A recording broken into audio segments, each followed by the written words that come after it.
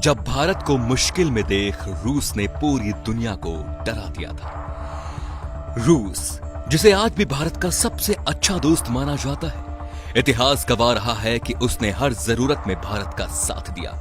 आज भले ही भारत के नए दोस्त बन रहे हैं, लेकिन भारत को रूस का साथ कभी नहीं छोड़ना चाहिए। आज हम आपको बताने वाले हैं कि कैसे 1971 में भारत को मुश्किल में देख रूस पूरी तरह से लड़ गया था।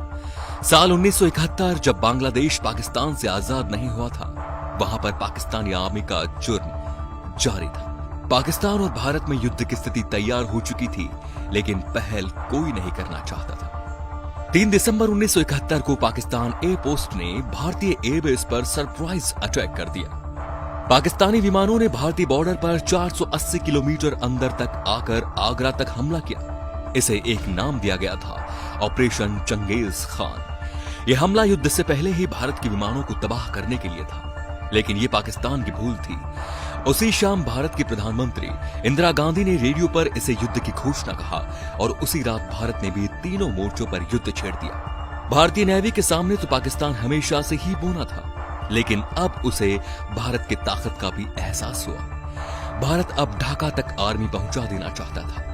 भारत से इस युद्ध में पाकिस्तान नहीं जीत सका था, इसीलिए वो अमेरिका से शुरू में ही मदद मांगता रहा। अमेरिका ने भी पाकिस्तान का पूरा साथ दिया।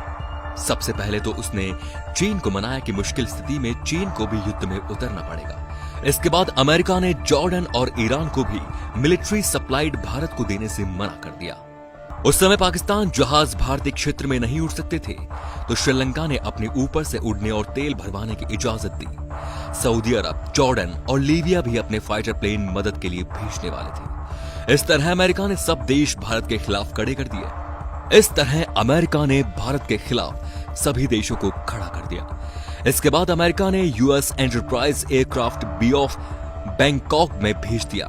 साथ ही यूनाइटेड किंगडम के ईगल को भी भेजने पर राजी कर दिया।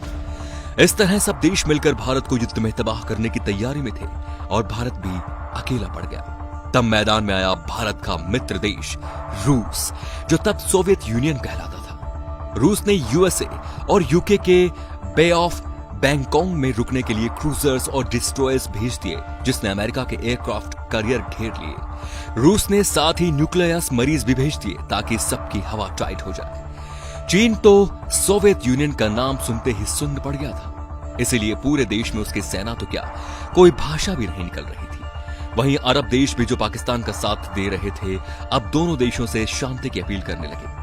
रूस का कहना था कि अगर कोई और देश युद्ध में आता तो हम उन्हें पहले से ही यहीं मिलेंगे। इसके बाद तो पाकिस्तान की हवा 13 दिन में ही निकल गई और 16 दिसंबर 1971 भारत ने पाकिस्तान के 90,000 सैनिकों को कैद कर दिया और इस तरह बांग्लादेश बना।